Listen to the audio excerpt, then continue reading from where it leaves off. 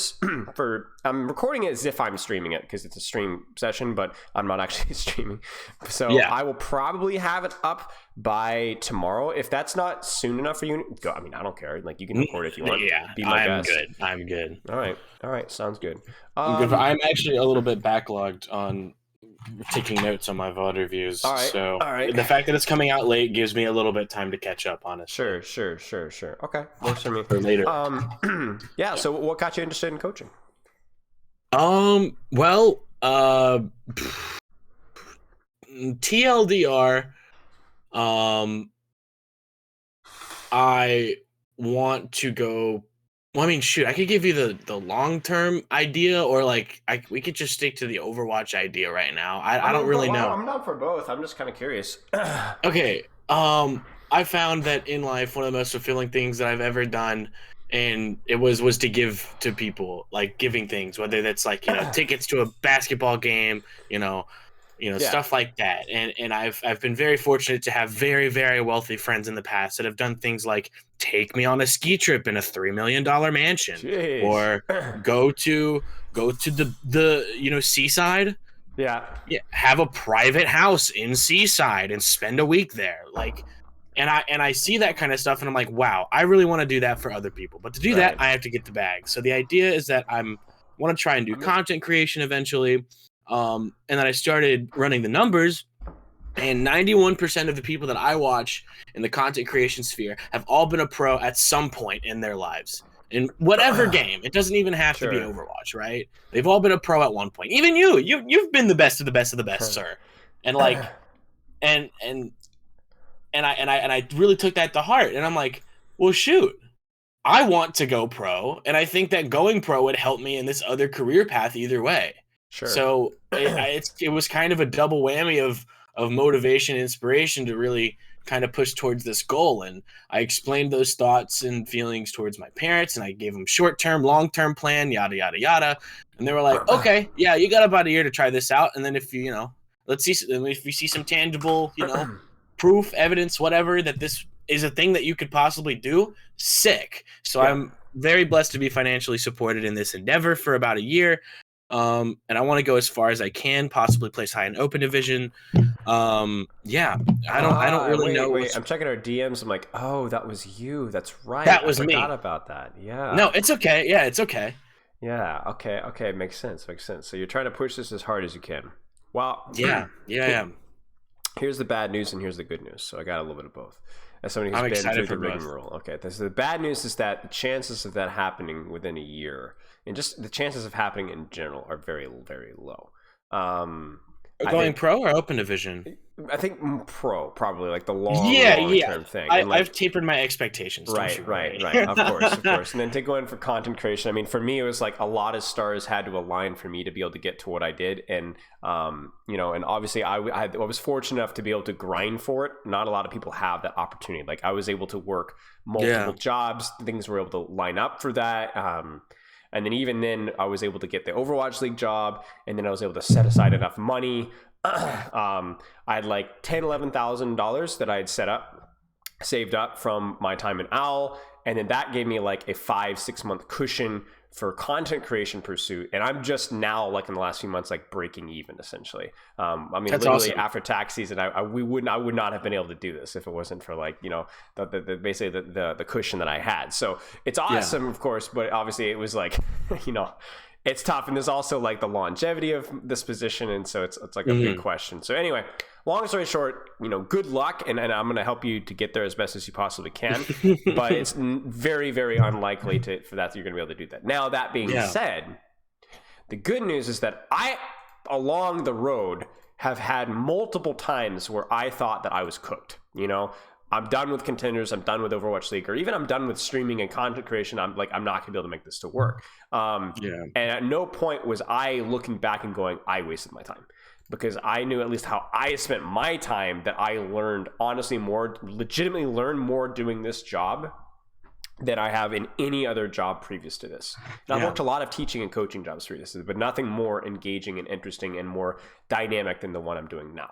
I feel like I've developed a lot as a person, and I feel like very equipped to go out and do a lot of other things in the future if that were to change. It was to change. So For you, you've got this year, and like even if it fails miserably, at least in terms of reaching the goals that you want, what you're going to get out of it, if you apply yourself well to it, you're going to learn so much. And you're going to be so much better equipped as a person. This is a bit of a hot take, but if you really apply yourself to the learning and growing an educational process and like setting goals and like lifestyle stuff like that, you will get more out of this year than you would get out of a year of college, at least in terms of education. In terms of like, the value of a degree, it's a long story, but it's I have my own thoughts in that, and I have a bachelor's degree, but it's the actual stuff that you will learn, life experience, is going to be has massive potential this year. That being said, there's also massive potential for a total waste of a year as well. I know people who have done both things. Don't be the latter, be the former. Let's figure out what we need to do to get there. I really did take that advice that you gave me to heart, though.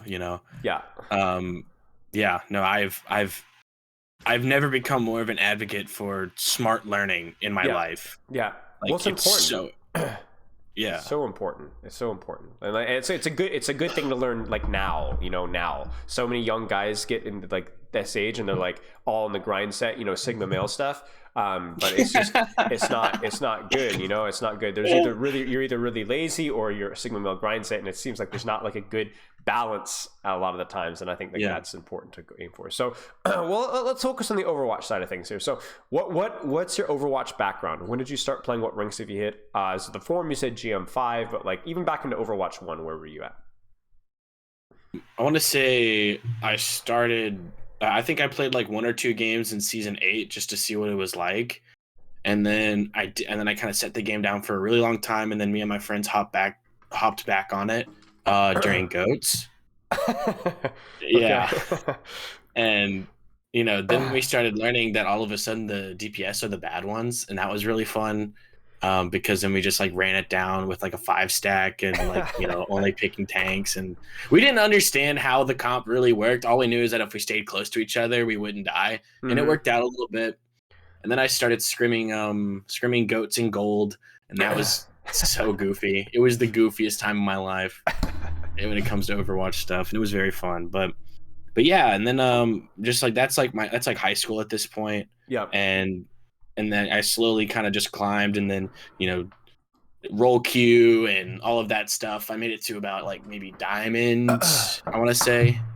And then at one point in high school, I hit like 3.5 or something. And I was really proud of that at the time. And, that was like my hiatus, because the college that I wanted to go to was didn't really require a very high SR to join the team.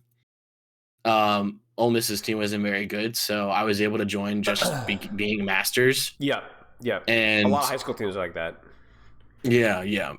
And then, so that was fun. Bureaucratic stuff happened. I ended up leaving the team. Really left a bad taste in my mouth for organized play. Yeah.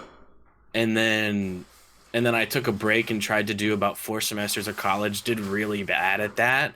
And then, came to the conclusion that I told you the other day around early February. And then have been trying to take this seriously ever since. That explains the bitter laugh when it came to the collegiate mention earlier. Yeah. What happened? There's more, if it's personal stuff, it's all right. No, you're good. So I was playing with them 2019 when COVID hit. Yeah. Or 2020 when COVID hit, sorry. And everything was online, and I was a freshman in college at the time, and I was in a dorm room, and I didn't have a roommate, and none of my classes were outside. So to give you an idea of like the conditions, I didn't really leave my room at one point for 5 days straight, because I had a mini fridge, I had a microwave, I had shelves, I had clothes, I had a shower in my room, and I never had to leave. And that kind of stuff harbored a lot of, depression and, isolation, just not good for the human, for the human psyche. Yeah. And all of that kind of led to a really bad sleep schedule. And I slept through one tournament, not like the whole match, but one game. I woke up in the middle of the tournament happening, right before they were about to get into the second game.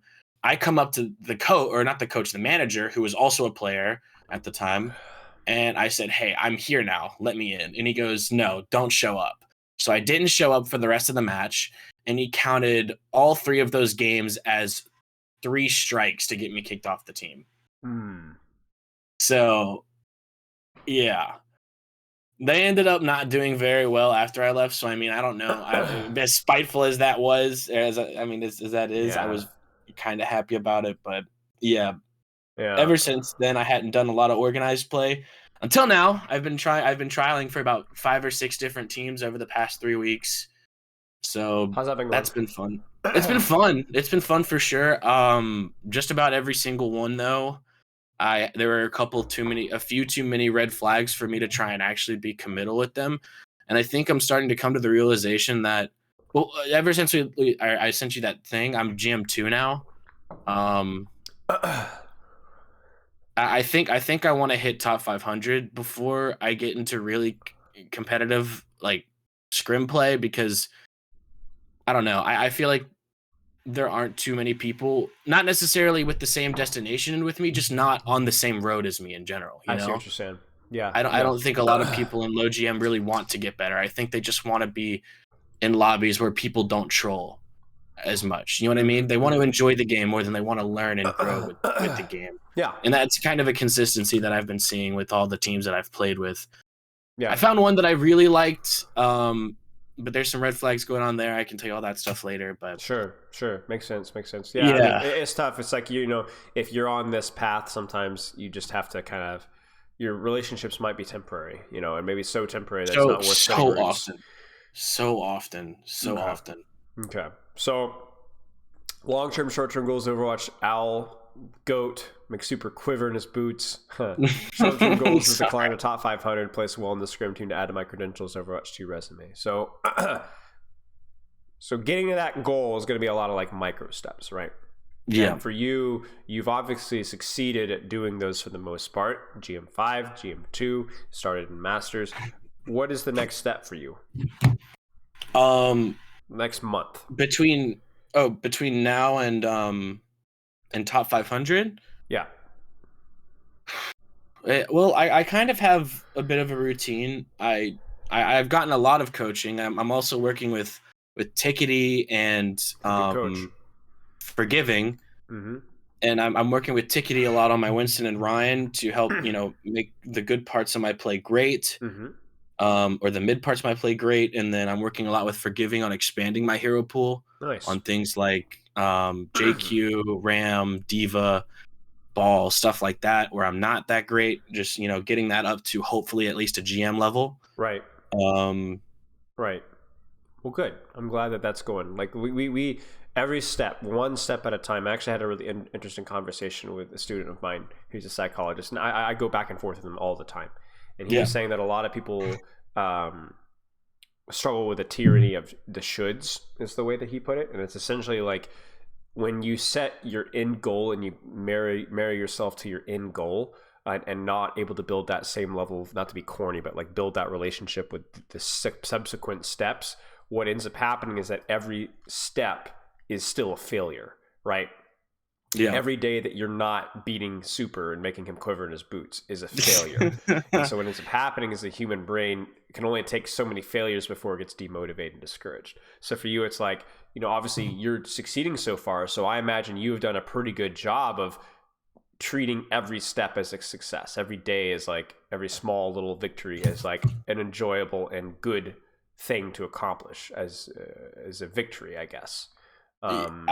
Yeah, I would agree with that. Okay. I think I do definitely feel a lot of pressure, but you know, well, that's, you know, I don't know. Well, that's hard. You've put a very lofty goal in such a short period of time, right? So I think you just need to keep that in perspective. That you're not asking a lot from yourself.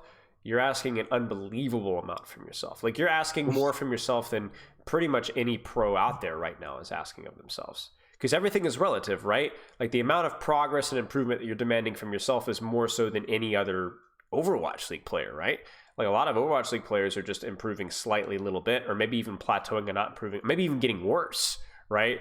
So everything is relative, right? I mean, a 5-year-old doing 30 push-ups is a lot more impressive than a 30-year-old doing, 50 push-ups, right? 110%. Right. And I hate to compare you to a child, but that's exactly what it is. You have to get there, right? Like you're just a few steps behind everybody, right? So for you to get there is going to take like that extra level of support, and you have to be consistently encouraging yourself like, hey, I am doing great things every day, the things that I'm accomplishing. And even if you never get to that level, these days are not wasted.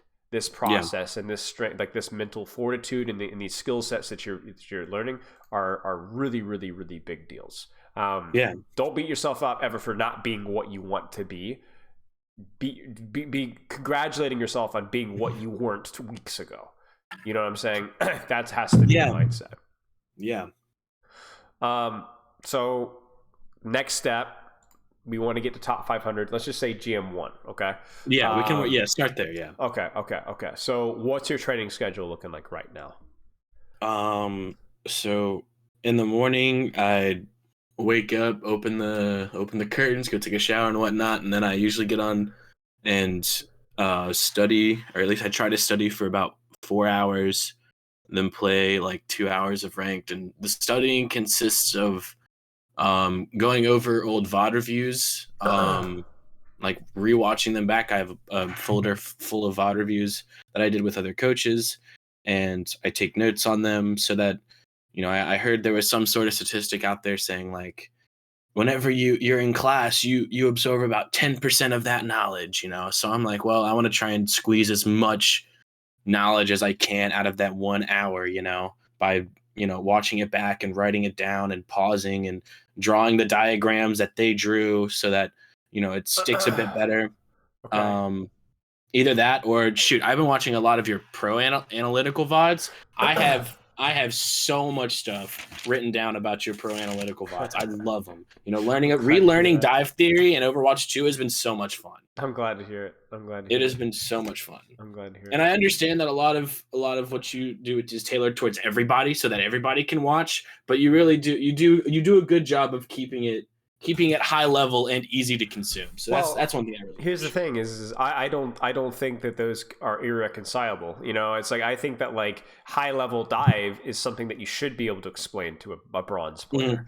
And I really think you can. And I think if you can't, I mean, what they say, if you can't explain it to a 5-year-old, you don't really understand it. I mean, that's kind of like a dumbed down way of saying it, ironically. But I do think that high level gameplay is explainable in a really basic way without dumbing it down. It's just kind of finding out how to, because I think a lot of people don't. I honestly, a little bit of ego moment here. I don't think a lot of coaches understand Overwatch. I would agree with fundamentally. I've gone through just as many coaches as I have teams, so I understand. So I think it's like a lot of it is like finding out like what's the flow of Overwatch? What is the entire game revolving around, and finding ways to interpret that. Now, you have an interesting statement there. You said you spent about 4 hours studying, and then about 2 hours of ranked, and then where do you go from there?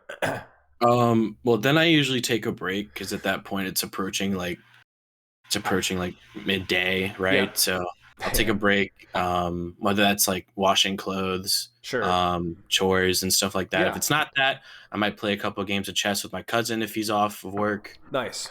Okay. Go outside, touch grass, dude. That shit is OP. Yeah. That shit is OP. It is the fastest mental reset I've ever had in my life. It's good. It gets context. It's like there's a life apart from this.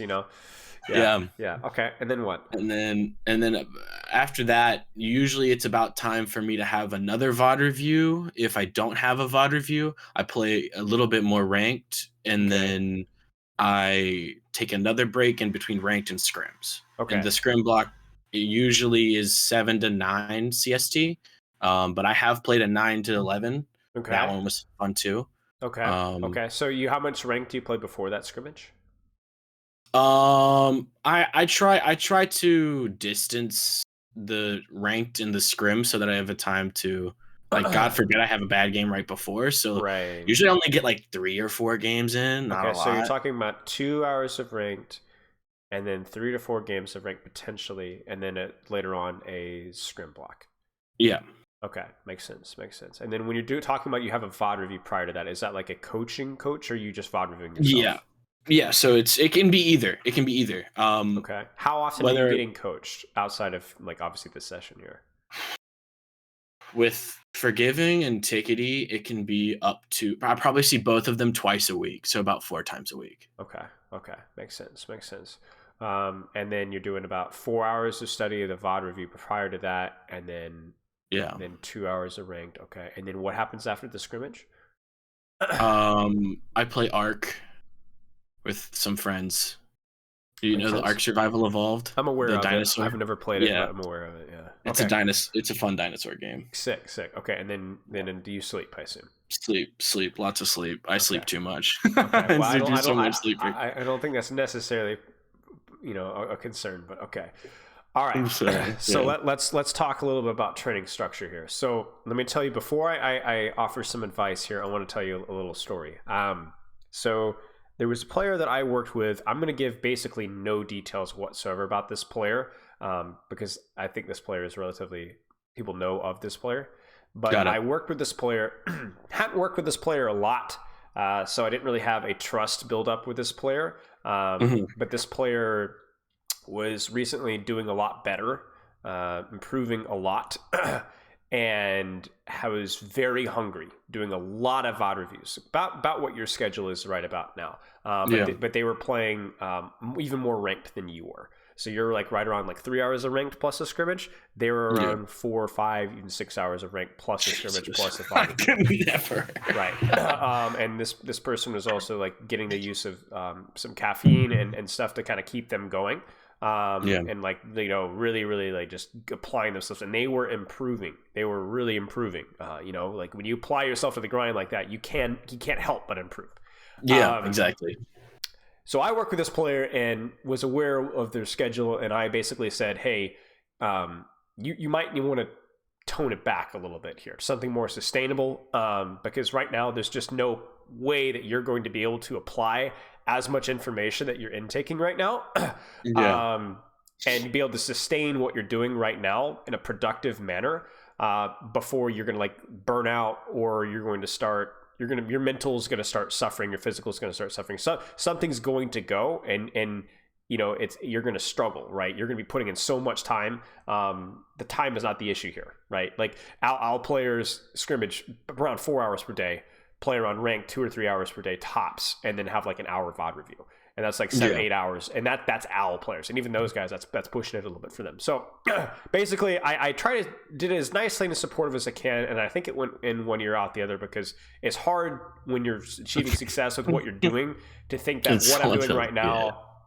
Right. And this player is also, like you, was at the time very much go. I need to get there. Right. I know this player had lofty aspirations as well. So this player got to a high, I'm not going to give you a lot of details here, but they got to a very high rank. And then after they stayed there for a little while, schedules started to bite back. And this player, again, without going to specifics here, took not even immediately, but over the course of like several weeks and a couple of months, dropped.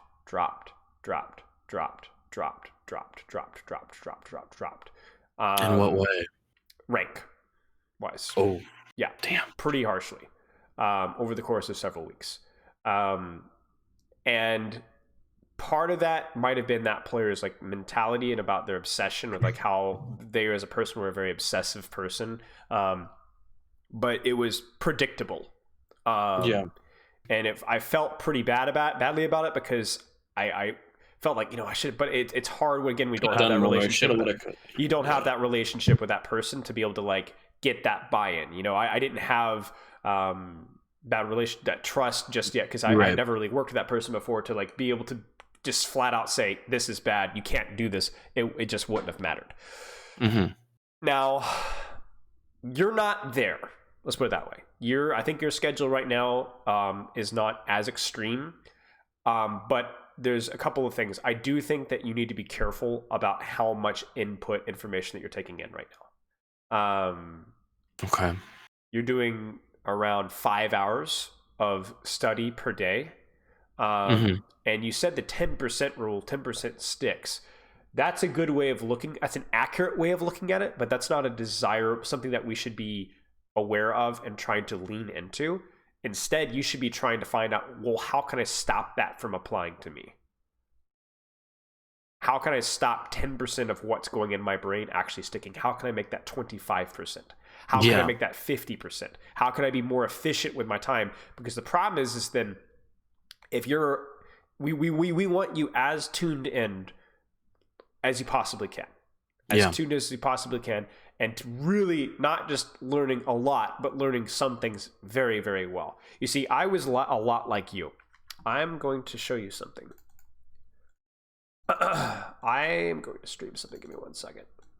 Sick. So, I don't think there's anything I'm going to leak here. Doxing myself. Okay. This is.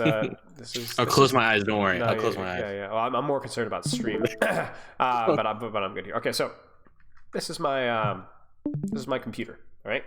Cool. And when I first started coaching, I was obsessed with everything coaching and leadership improvement. Every single tip and trick. I literally watched VOD reviews 3 or 4 hours a day at least.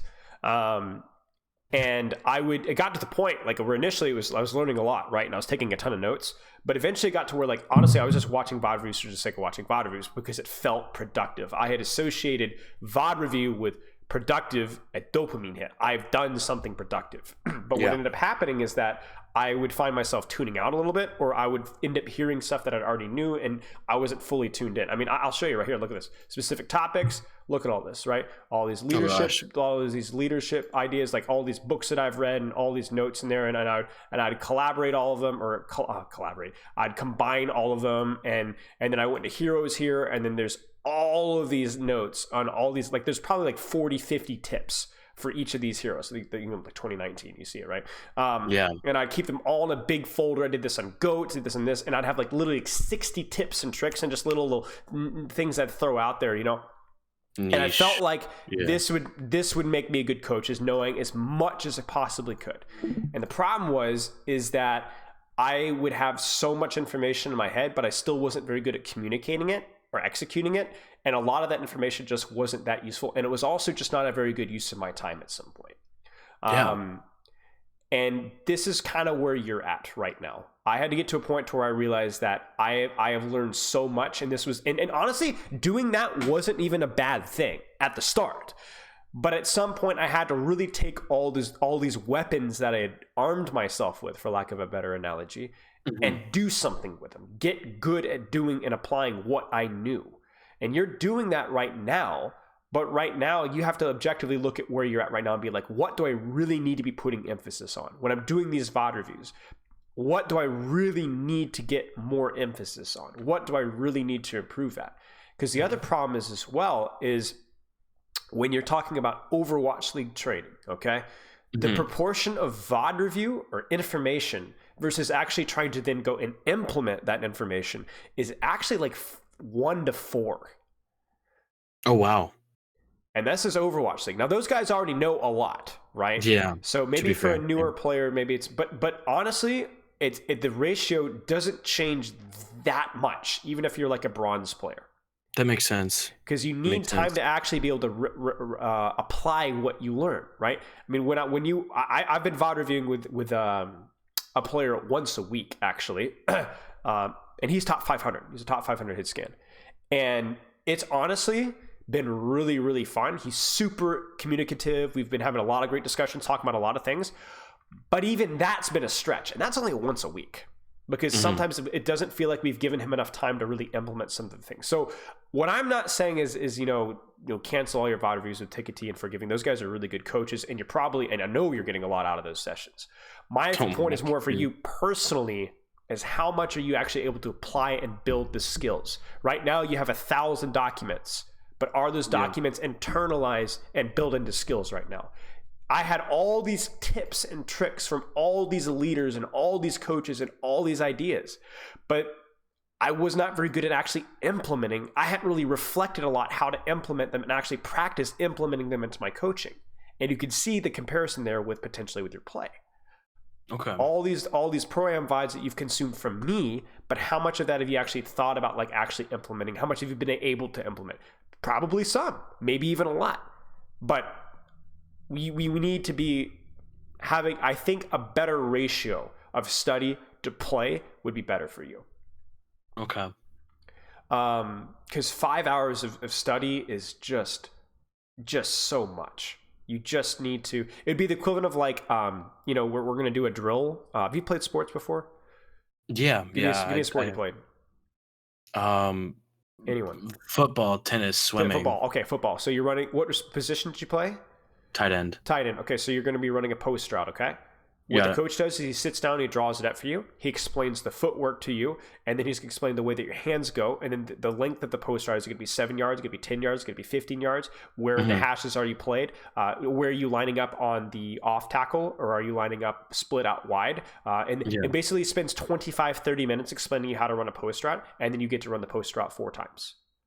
You know what I'm saying? That's kind of what you're doing to yourself right now. You know?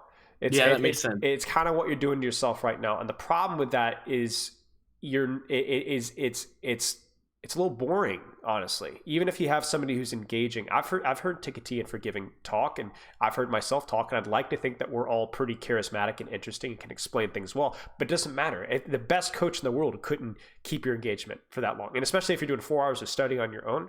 So what I want you to think about is there a way to be more efficient with my time so that I can be playing the game a little more? I do think that you could play the game a little more than where you're at right now. Not a lot more, actually, just a little more. I'd say 30 more minutes a day, something like that. 3 hours of rank, 1 scrim block. I think that's a good thing to aim for. But also, just do nothing. Read a book. Exercise. Talk with your parents. Think about what you want to do that day. I did forget to mention that. I do work out in the mornings. Okay. So you've got a full schedule. But I mean, honestly, like attempting to there was a podcast by a sports psychologist named Weldon, who worked in the esports scene, especially in League of Legends. And one thing that he told about in one of his stories that really stuck with me is he would say that I would always start my day. He had like some specific time schedule where he had to like walk to work for like 30-40 minutes. And I don't remember the exact details. It's been years since I've listened. But he said those days I was actually at my most productive because I wasn't allowed to work as much. I would spend more time walking. And during those walks, I would think and prepare and focus on what I needed to accomplish that day. And it actually made my work more efficiently, even though I had less time to do what I needed to do. Yeah. So for you, it's like, why don't you study for 30-45 minutes? An hour maybe, okay? Because that's a huge cut. And then just go take a walk and think for 30 minutes. And just try to process what you've just thought about and what you want to accomplish that day in ranked. Then you go play ranked. And then you could do your VOD review or whatever. Okay. My point is that right now is you need time to be able to implement what you're doing into a more productive and effective manner. A little more play time and a little less study. That makes sense. Now, I'm not saying pull the plug on everything here, but I do think that needs to be the philosophy that you should be thinking about when you're making decisions with what you're doing moving forward. If you get an opportunity to scrim twice a day, go for it. If you get the opportunity to cut down on VOD review, go for it. That's all I'm saying. And that maybe that even tailors what you do with your VOD review. Sorry to interrupt, but like keep going. With Tickety, maybe you spend less time learning over new concepts and just doing like status checks. How am I doing? Okay, Tickety gives you a kick in the pants. You still need to practice. Keep going. Because really, you need at least a week to practice some of the stuff that he's probably giving you to get even any better at all. So instead of doing these VOD reviews to learn more, because there's only so much that Tickety's probably like, I got nothing more to tell you at this point. But instead, have him kick you in the pants and be like, hey, this is not better. We need to be putting more emphasis on this. Keep practicing this, right? And that's where the coach becomes less of a teacher and more of a coach with a whistle, and that there's value there too. But that's not learning. That's just somebody who's keeping you accountable. And there's a lot of value there too.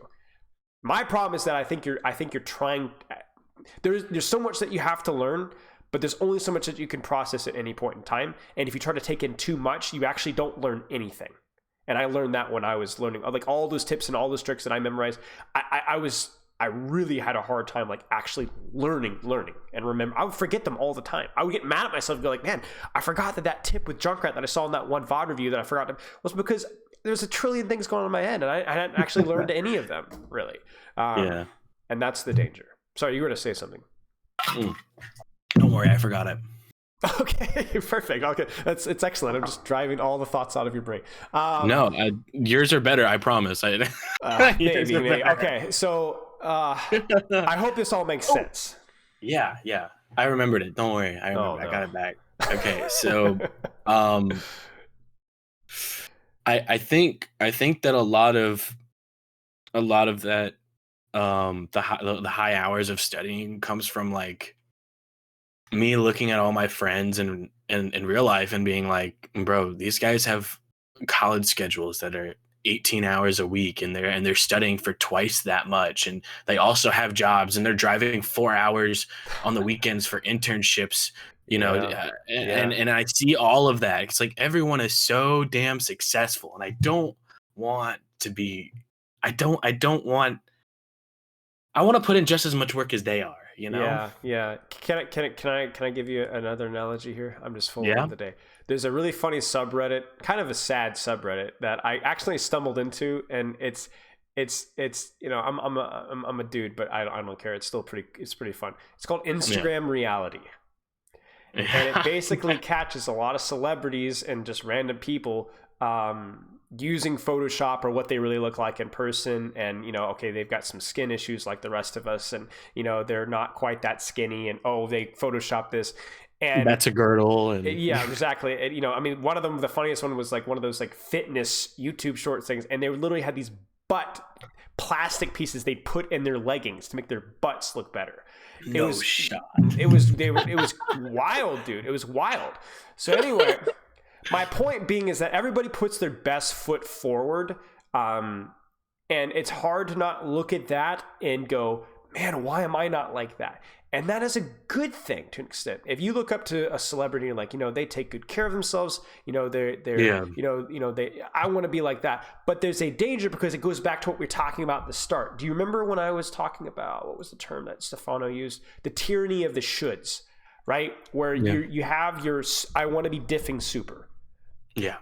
That's the problem we have here, because you're like, oh, I want to be like that. I have to be putting in as much work as that person. But the problem is the things that you don't see is how tired that person is, how much attention they're paying in class, the frustration or depression that they may or may not be struggling with. Everybody's on their grind set. Mm-hmm. And that's good, but I don't necessarily think that what they're doing is even optimal necessarily, is what I'm saying. And I think by trying to achieve that, and beating yourself up or trying to match that level of effort, you're not really doing what's optimal for you.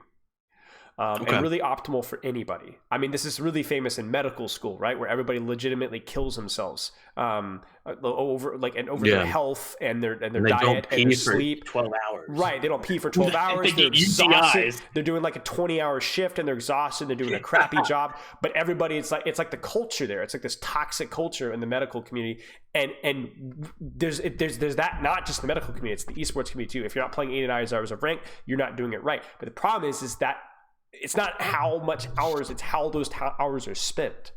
Yeah, you're right. And I know a lot of coaches that made this mistake. I have an ego. I think I'm one of the best minds in Overwatch in terms of understanding the game. Okay? All right? I'm not going to help because I'm going to say you're right. If I didn't think that, then I wouldn't be doing what I'm doing. But okay, so I have an ego with that. I know a lot of other coaches that I met along the path the last few years that spent a lot more time than I did studying the game than I did. But they weren't as reflective, introspective. They didn't second guess. They didn't do it as well as I did when it came to studying the game. So they never had the same level of understanding that I did, even though they spent easily 50% more time than I did. I'm better than them. Get rolled. Okay? Jitters. You know what I'm saying? That's what I'm saying. Don't be that guy. Don't be that guy. Oh, okay.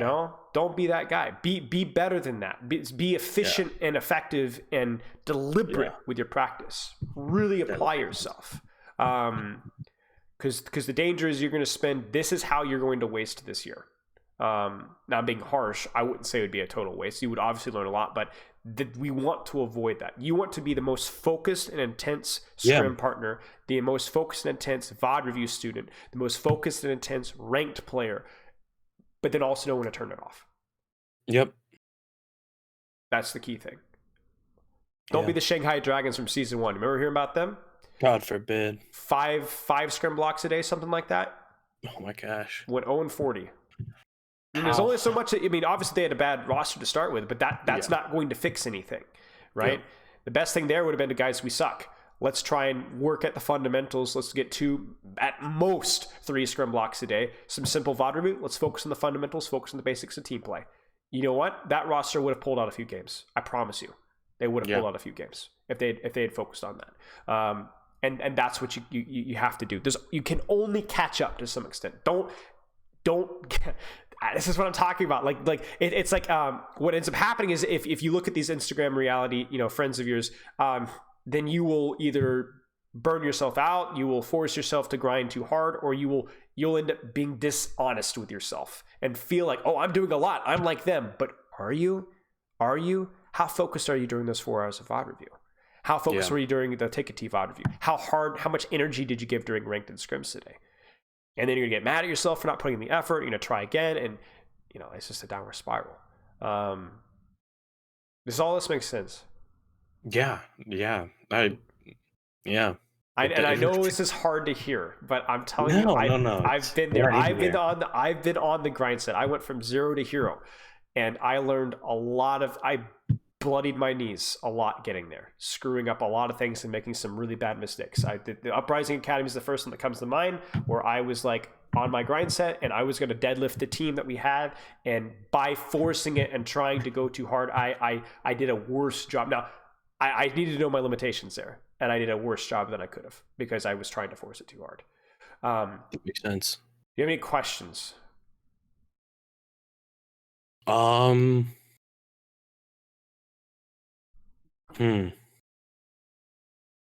No.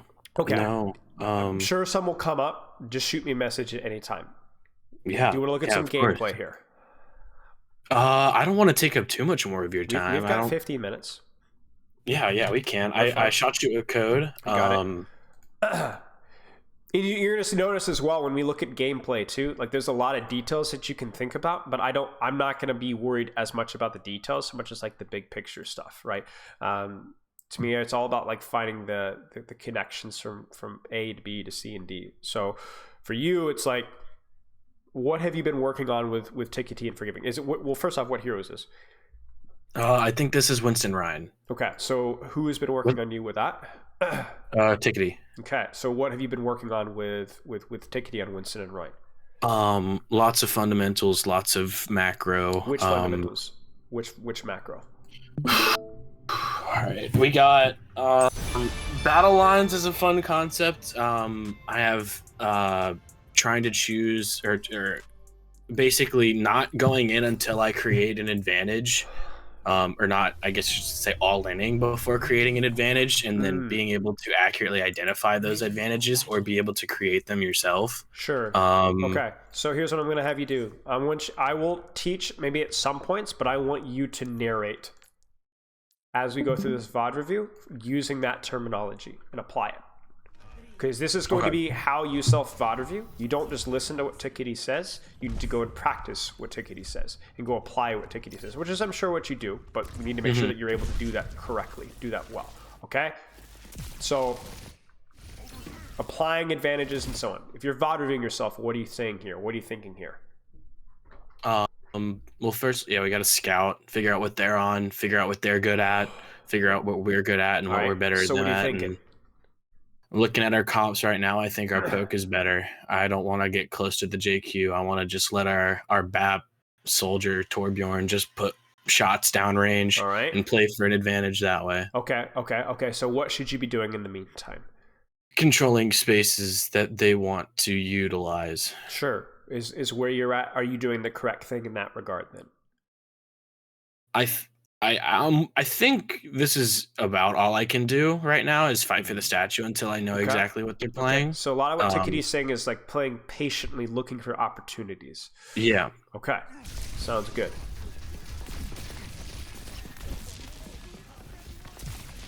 GM, by the way. Nice shots. I mean, it's all right. They're harder to do than it looks, right? Yeah. Anything to say from this fight that comes to mind?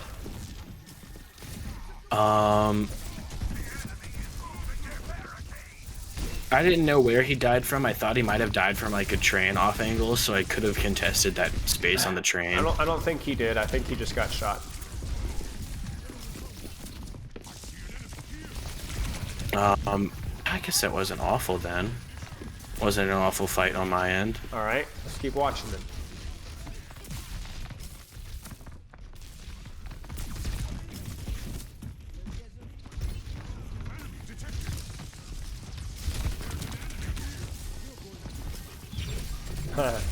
She tried. Is that actually a Vala? Possibly. I mean, this is a like GM lobby, top 500 lobby. I think she played. I think she's GM. I don't know if she's GM on DPS. So, what do you think of this fight?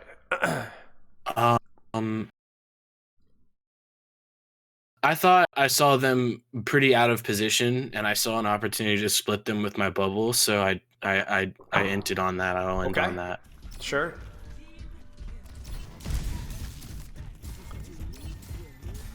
I thought my bubble placement was pretty good. I was happy about that. Skip forward. What do you think? I'm taking too much poke. So what's the solution? What's the problem here then? Taking too much poke. What are you trying to do? Why are you taking too much poke? I'm trying to control that mini room, so because I know that that's probably one of the more prevalent off angles that their Cassidy or JQ or Kiriko could take to do some damage. Trying to control that space, but I guess playing in that small room does actively not play for my win condition, which is poking with my backline. You know. Okay. Well, let's look at it. Let's look at it.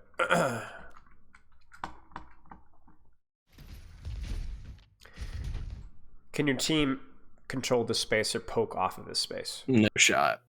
Why? LOS. Right. Why?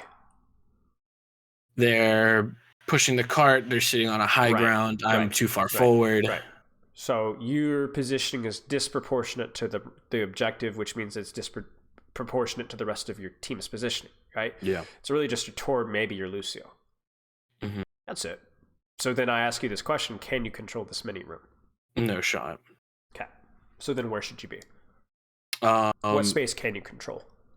That long lane that the bot's running down right now, or I can maybe make sure they don't hit us from the back on high ground, or I can scout in the mega room. Can your team help you control that long lane? Yeah. What about the space behind? They for sure could. Mm-hmm. They for sure could. Okay. Now that's obviously the most important issue because it changes how you position, but that still doesn't change you peeking here. Yeah. Because that's the icing on the cake. So we have two issues here. So then I guess my question is why peek? Shoot Tracer. It seems like you have a little bit of a tendency to be fishing for right clicks when you lose that HP trade. It's a good thing to do, but only if you're confident that at least the HP trade is neutral. But when they have Hanzo cast something like that, they're going to do more damage proportionately than the 50 damage they're dealing. Right. So maybe that's something to kind of keep in mind as well. That being said, I do think fundamentally holding space that your team cannot assist and doesn't matter to your team is important. It's not that it doesn't matter. It's just you just can't. Now, if the robot was here, different story. Right? Yeah. Or here, different story. Okay? So, yeah. So then what's the skill that needs to be improved at? Using Tickety's terminology or the terminology that you've been working at. Playing for your own win condition more than, I guess, maybe not more than, but if you can't proactively deny the enemy's win condition with whatever plan you're going to do, just play for your own anyway. That's probably more important in the first place. Your team, just play around where your team is positioned. Yeah, turnaround is one thing that I've been drilling into myself a lot. Good. Because I didn't do that a lot. I did not do that a lot. It's a hard skill. It's a hard skill, but what space matters is contextual and what space that your team can actually help you control. True. All right. Now, if this Cassidy peaks here, as opposed to us being in here. Can we dive this? Yeah. Right. Dang. You see what I'm saying? Can we dive this? It looked like I was having trouble. You see, yeah, but you see what I'm saying, though, right? As soon as this Cassidy peaks here, you're not going to kill this guy, but this actually is worth your time now. Yeah. Because now your Baptiste can assist you, Lucio can assist you, Torp can assist you, Soldier can assist you, and so on. It's the line. It's the line of engagement. Did you say something? I think he used the terminology, the battle lines. Battle lines. Well, that's kind of what I called him, but that he just drew lines, and you're talking about like what space we control, what space they control. I just kind of called them battle lines. Works for me. I think. Reasonable. My game plan was to go in and with Primal, but then I saw Torbjorn die. I remember that. It was a good decision.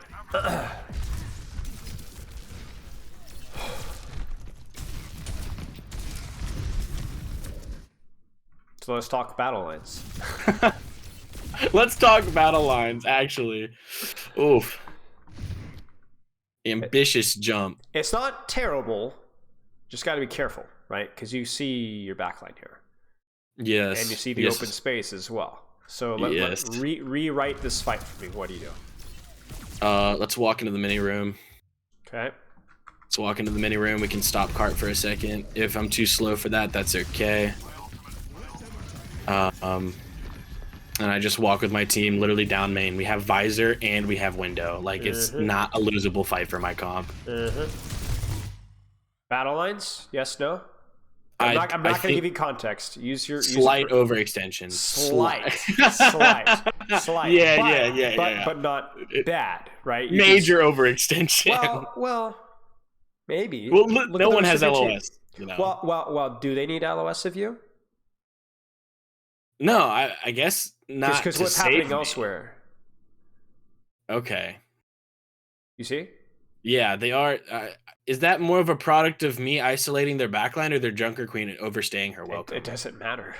Oh, I guess that makes sense. As long as you're aware that they're actually engaged, then the battle lines theory can go out the window. And I'm a big proponent of that theory. I love that theory. I'm very much a fan of it. I use it all the time. But if their tank is feeding and you want to zone their backline, now's the time.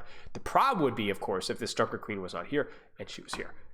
Yeah. Then you're in trouble. Yeah, that makes sense. It's all contextual.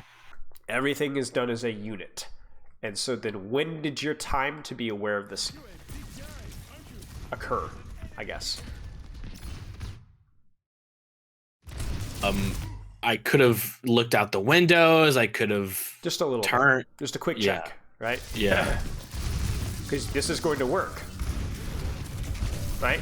You see, they drop off of high ground. Now, can you control your Lucio dying? No. But the theory here is accurate. It makes sense.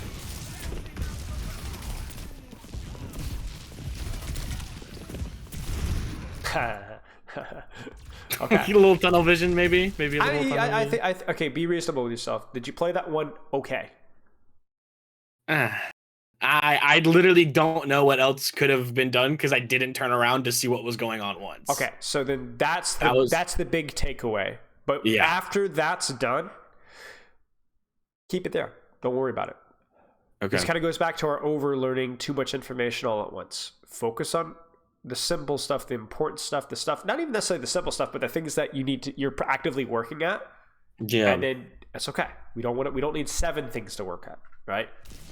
So a little bit more awareness of where my team is positioned, understanding of the battle lines concept, maybe avoiding peeking with right click in situations where we don't win that HP trait. That's plenty. So then let's take that and let's look at the rest of the VOD with that in mind. Okay. Give me 1 second. I'm just gonna let the person know. 1 second.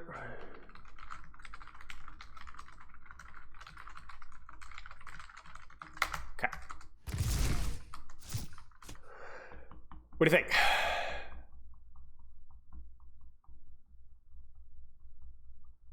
As someone who made this play, I might be a little bit biased. I don't think it's that bad. I want to stop forward spawn. Did I stop forward spawn? I did not stop forward spawn. That's ignore the forward spawn. Let's just like hey, the forward spawn is very important, but let's just pretend that the forward spawn wasn't a play. I'm not critiquing this play, but let's say that you're coaching a plat Winston on, like, let's say escort, and this is a payload instead of a robot.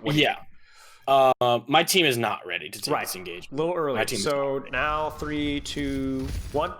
Yeah. Now they're ready. Yeah. My bubble's not broken. Now your intention was good. This is the fine play, but just for the practice of thinking about it, right? Yep. That's really good, right? Great trade. Oh, nice.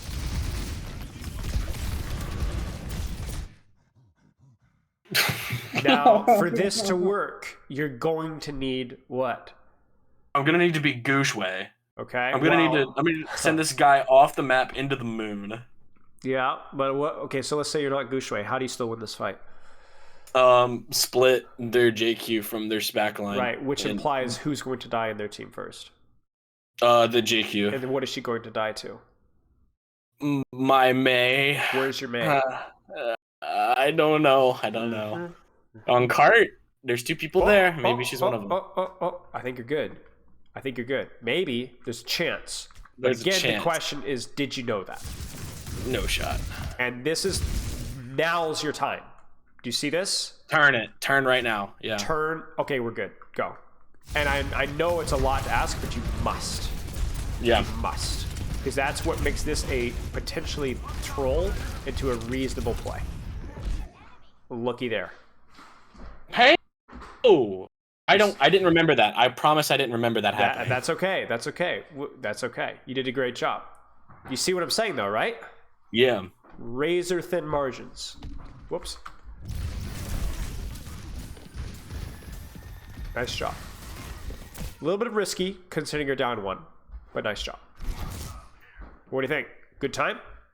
Mm-hmm. Almost certainly. I mean, you can see your team in front of you, right? So, surely. Nice job. Killed it. That was really good. Careful.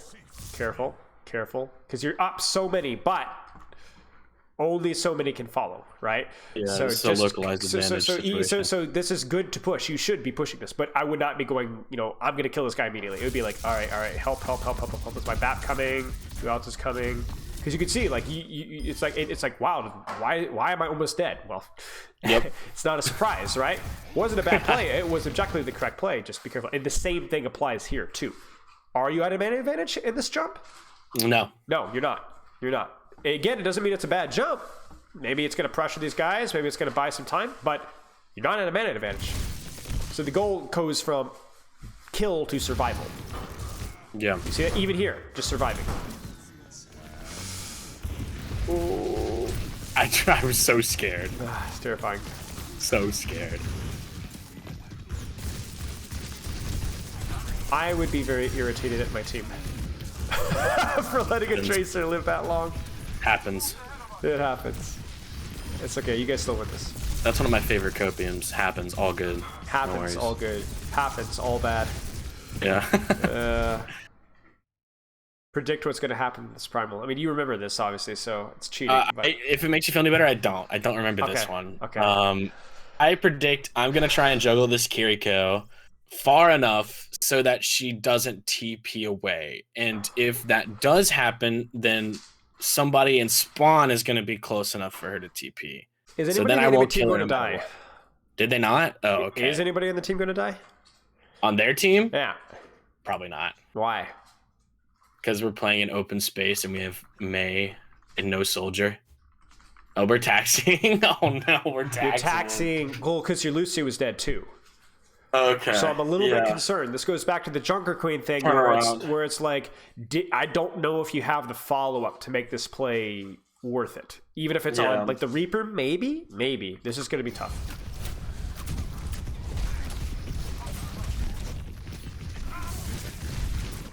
Right? Nothing. And that was predictable. It was close, but it was predictable. Yeah. And does that mean that entire play was bad? Maybe, maybe not. It was a gamble, but ultimately it's not a surprise when it doesn't pay off. Yeah. Because there wasn't the same follow-up there was for the other play.